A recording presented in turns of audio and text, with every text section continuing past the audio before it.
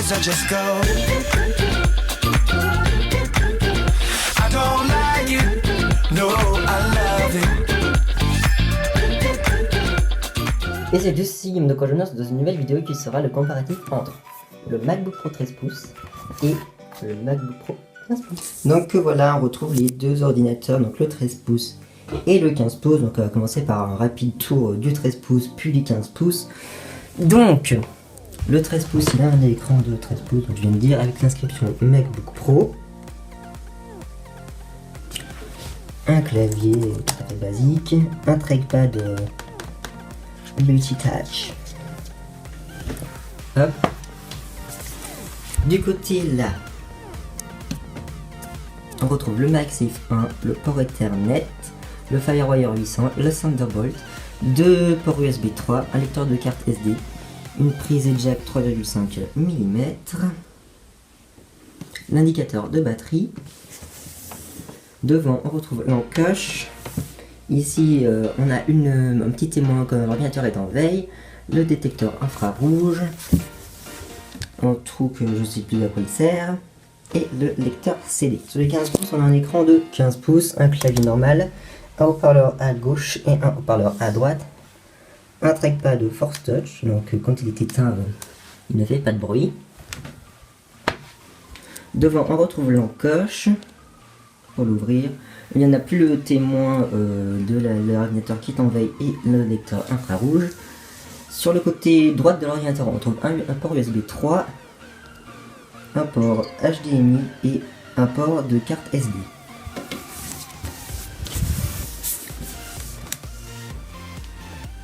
À gauche, on retrouve le connecteur MagSafe 2, deux ports Thunderbolt et un autre port USB 3 et le port jack 3,5 mm. Et si vous observez bien dessous, on retrouve les aérations de l'ordinateur. Donc pour vous montrer le MagSafe, ceci c'est le MagSafe 1, donc du MacBook Pro 13 pouces, donc qui était plutôt en forme de L, et c'est un adaptateur 60 watts. Ensuite, le MagSafe du MacBook Pro 15 pouces est celui-ci un peu en forme de T, donc qui se branchent les deux dans les deux sens et qui sont aimantés. Et si je les mets les deux à côté, voilà, c'est que ça donne. Et le MacBook Pro 15 pouces a un adaptateur de 85 watts. Donc là, on va voir quel ordinateur démarre le plus vite. Donc le MacBook Pro est équipé de 500 Go de disque dur, une Intel HD Graphics 4000, 4 Go de RAM, un Intel Core i5 à 2,5 GHz. Le MacBook Pro 15 pouces a un SSD de 256 Go, un Intel Core i7 à 2,2 GHz, 16 Go de RAM et une Intel Iris Pro Graphics, il me semble. Donc là, j'ai le petit chronomètre. Donc je vais vous poser pour allumer les deux Macs. Donc voilà.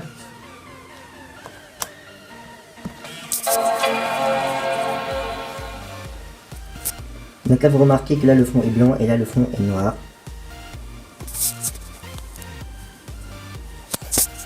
Donc le MacBook a mis 11 secondes. J'ai pas réussi à arrêter le chronomètre. Et on ouvre la session. Et voilà, je peux aller sur internet faire les trucs que j'ai à faire. Et là, on attend toujours le petit 13 pouces. Les 13 pouces Retina démarrent autant vite qu'un 15 pouces, vu que c'est tous des CD, là c'est un disque dur, c'est pour ça que ça met un peu plus de temps. Et arrêter. Il y a, voilà. Le MacBook Pro 13 pouces a mis 46 secondes et le 15 pouces a mis 13 secondes, environ 32 secondes. Je vais me connecter sur la session.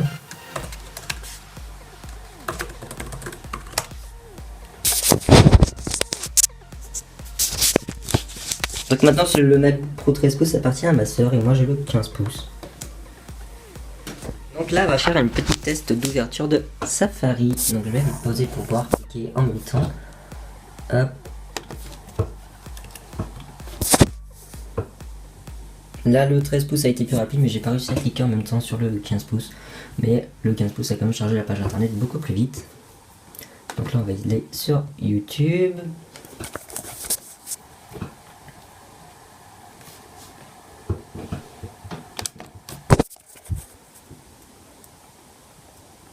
Voilà, le 15 pouces a déjà fini de charger la page. Le 13 pouces, il lag un peu. Donc voilà. Ensuite, on va venir tester l'ouverture de Final Cut Pro. Donc il faut que je me mette le Final Cut dans le dock. Tac.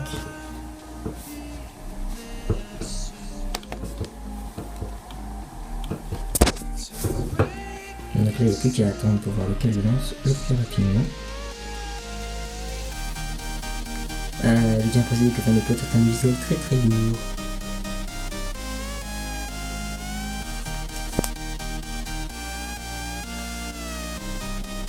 Donc là, Final Cut Pro peine un peu sur le 15 pouces, ça fait longtemps que je l'ai pas ouvert. Là, je viens de le réinstaller. Voilà, là ça s'est ouvert en même temps en fait, quasi total. Mais là, le 15 pouces, j'ai déjà créé mon projet. Hop. Là, je pouvais déjà créer mon projet, lui il charge encore. Là, je peux déjà commencer à faire du montage. Donc le 15 pouces sera beaucoup mieux sur... Le Final Cut Pro sera beaucoup mieux sur le 15 pouces que sur un 13 pouces. Ensuite, qu'est-ce que je pourrais vous montrer? Tac. iMovie.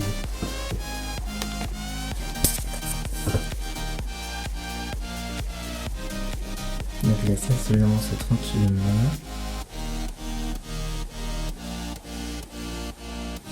Le 15 pouces a lancé iMovie tranquillo.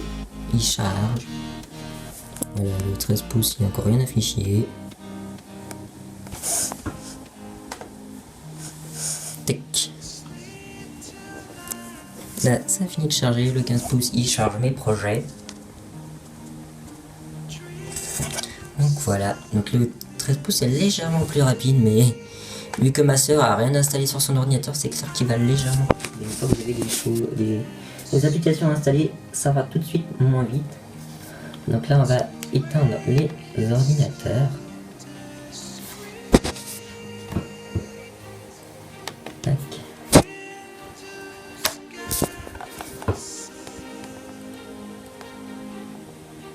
Là, on attend qu'il s'éteigne.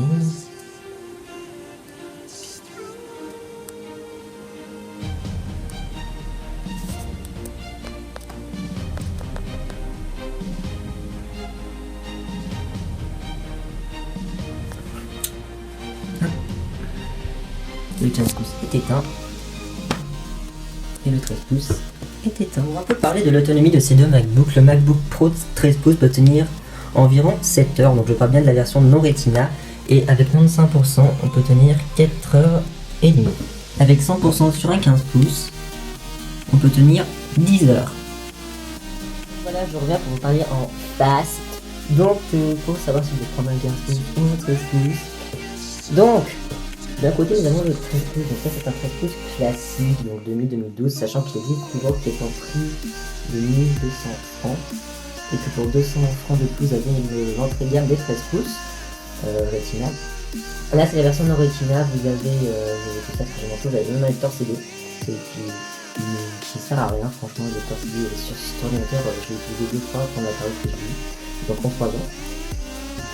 Et sur le 15 pouces, j'ai pas de lecteur CD.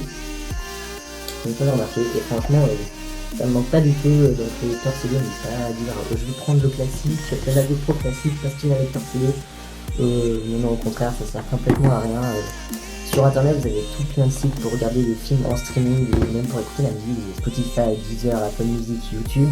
Vous pouvez écouter de la musique, donc pas besoin d'avoir un lecteur CD obligatoirement. Ensuite, niveau autonomie, vous avez clairement vu que le 15 pouces tient 10 heures. Donc j'ai testé, il tient vraiment ces 10 heures, je le recharge tous les jours, donc une journée de 24 heures normalement. Mais je peux facilement tenir 2 jours sans le recharger, alors que celui-ci je devais le recharger tous les jours, donc il tient 7 heures. Vous avez vu qu'avec 95% il tient 4h30. Donc si on commence à faire un peu de montage vidéo, l'autonomie passe facilement à 1 ou 2 heures. Donc c'est vrai que ça chauffe pas mal. Par contre le 15 pouces, si on commence à faire un peu de montage vidéo, des tâches pro, tout ce genre de trucs, c'est clair que l'autonomie va baisser de 10 heures à 8 heures, peut-être 8 heures d'autonomie, c'est encore génial. Sachant qu'avec un niveau de 13 pouces, vous pouvez tenir 12 heures. Donc le 13 pouces, le 13 pouces Retina est vraiment pas mal. Et c'est normal que la batterie du 15 pouces tienne moins longtemps vu que l'écran est plus grand, donc il faut plus de batterie pour que l'écran puisse l'ordinateur puisse tourner tout simplement. C'est pour ça que l'autonomie du 13 pouces est meilleure que celle du 15 sur le 13 pouces Retina. Moi, franchement, je vous conseille, si vous avez les sous, prenez le 15 pouces, parce que ça vaut vraiment le coup, c'est un ordinateur qu'il faut voir sur la durée. C'est clair que mettre 2150 francs dans un ordi, ça va très bien. Ça fait mal au début, mais au final, c'est assez giga de RAM. Maintenant, le minimum qu'il faudrait avoir, ce serait 4 ou 8. Il y en a des bouts de 8, du coup, c'est pas mal, donc c'est vraiment cool. Vous avez un SSD qui est super rapide. Pour lancer des grosses applications, vous avez vu Final Cut Pro, il se lance en quelques secondes. Sur celui-là aussi, mais je l'avais installé, du coup c'est clair qu'il se verrait assez vite. Mais sinon, le 15 pouces c'est vraiment mieux. Vous pouvez aussi partir sur un 13 pouces Retina, parce qu'ils sont pas mal maintenant. Avant les 13 pouces c'était un peu... Celui-là il était un peu pourri. Je devais vous conseiller. Pour les 15 pouces, si vous avez les sous, il faut voir que c'est un achat sur la longue durée. Si vous voulez faire du montage vidéo, tout ce genre de tâches, de la photo, prenez un 15 pouces, voire même un iMac. Et si vous n'avez pas trop les sous, etc., des petites tâches du quotidien, le 13 pouces, celui-là il suffit. Et puis après, si vous voulez vous optimiser un peu dans le montage vidéo, le 13 pouces Retina. Donc voilà, j'espère que cette vidéo vous aura plu et je vous dis à la prochaine. Bye!